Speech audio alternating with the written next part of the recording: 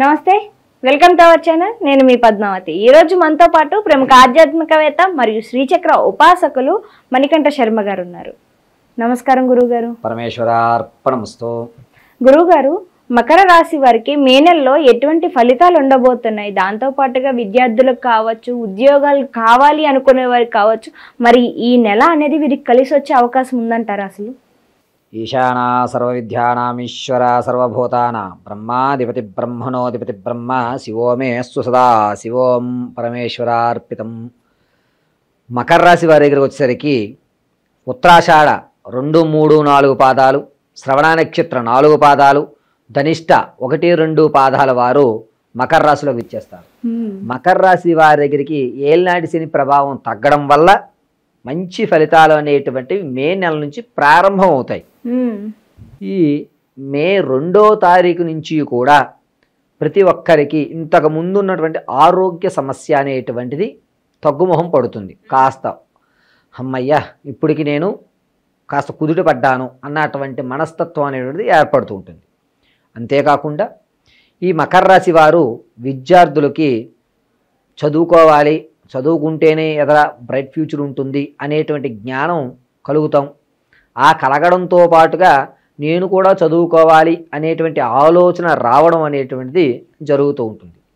ఆడవారు వారి యొక్క మాట కొంచెం విలువ పెరిగి నేను చెప్పింది చేయడం వల్ల కాస్త మనం మెరుగుపడతాము అని భర్తలో వారి మాట నమ్మడం అనేటువంటిది జరుగుతుంది. దాంతోపాటుగా ఇంతకు ముందు ఏదైతే రుణాలు అయితే ఉన్నాయో ఆ రుణాలు కాస్త తీర్చేటువంటి అవకాశం కలుగుతుంది. 1,00,000 రూపాయలు అప్పు ఉందనుకోండి, అధమపక్షం 30,000 అయినా సరే అప్పు తీర్చేస్తారు. ఇక రైతుల దగ్గరికి వచ్చేసరికి వారు అనుకున్నటువంటి గిట్టుబాటు ధర రాదు, కాస్త ఇబ్బంది పడేటువంటి అవకాశాలు ఏర్పడుతూ ఉంటాయి. రైతు అరే అనవసరంగా నేను ఈ పంట వేసి ఉన్నాను, ఇది వేయకుండా ఉండవలసింది అని తనలో తాను పశ్చాత్తాపపడేటువంటి అవకాశం ఏర్పడుతుంది.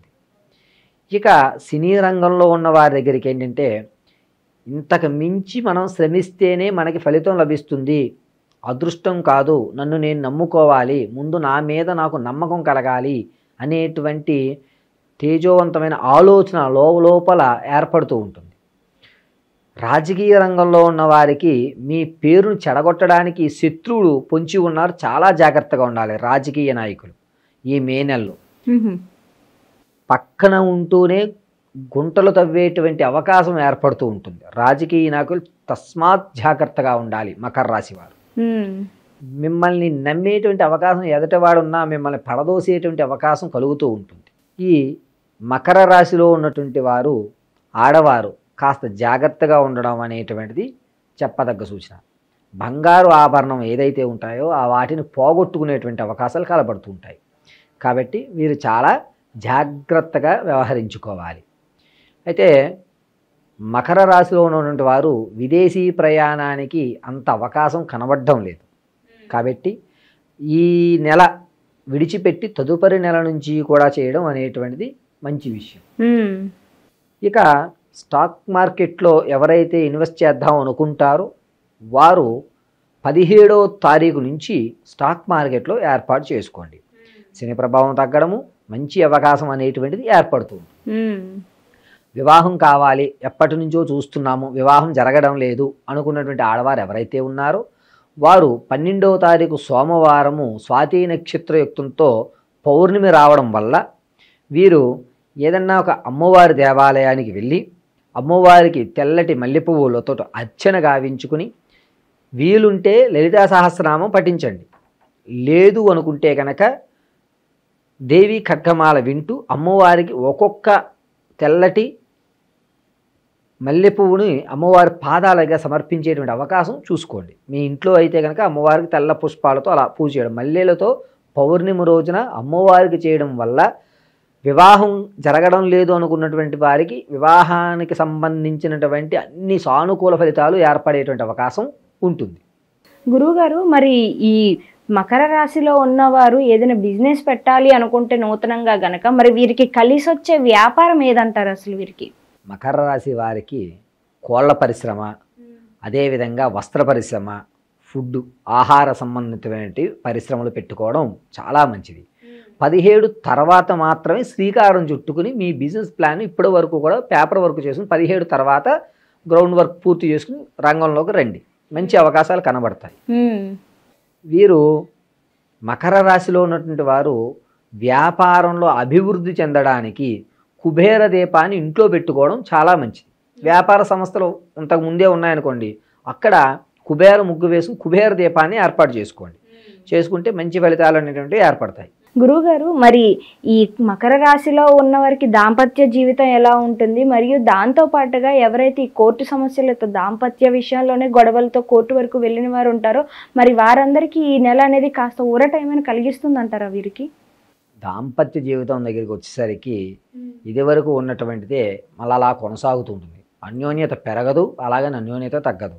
కీచులాటలు పెరగవు, అలాగని తగ్గవు. వీరు కోర్టుకు సంబంధించిన విషయాల దగ్గర అధిక మొత్తంలో వచ్చేటువంటి అవకాశం ఏమీ కనబడడం లేదు మే నెలలో. మే నెల చివరి రోజుల దగ్గరికి వచ్చేసరికి మకర రాశి వారికి మనకి ఏదో ఒక అవకాశం ఎదర ఉంటుంది, భగవంతుడు ఏదో దారి చూపిస్తాడు అనేటువంటి నమ్మకం అయితే మాత్రం 24 తర్వాత నుంచి ఏర్పడుతుంది.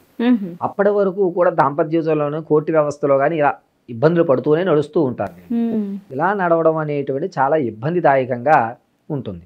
మరీ అంత అద్భుతాలు అయితే ఏం జరగవు, అలా అని చెప్పి ఏమి జరగకుండానే ఉండవు, సమతుల్యంగా వెళ్తూ ఉంటుంది. నిజంగా గురుగారు, అయితే మరి వీరికి కాస్త మిశ్రమ ఫలితాలు అయితే కనిపిస్తున్నాయి కాబట్టి అన్నిటిలోనే కూడాను, మరి వీరు ఎటువంటి పరిహారాలు చేసుకోవాలంటారు అసలు? మకర రాశి వారు ప్రతి నిత్యము కూడా ఉదయం కాలకృత్యములు పూర్తి చేసుకుని తలస్నానం ఆచరించి, వీలుంటే మామూలు స్నానం అన్నా సరే తలస్నానం శ్రేష్టం.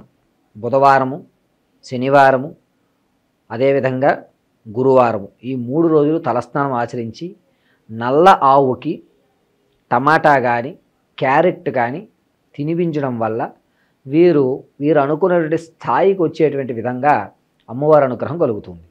ఇది వీరి యొక్క రెమెడీ. మకర రాశి వారికి ఎటువంటి ఫలితాలు ఉండబోతున్నాయో పాటు ఎటువంటి పరిహారాలు చేసుకోవాలో కూడా చాలా చక్కగా వివరించారు గురువుగారు. ధన్యవాదాలు. పరమేశ్వరార్పణమస్తు.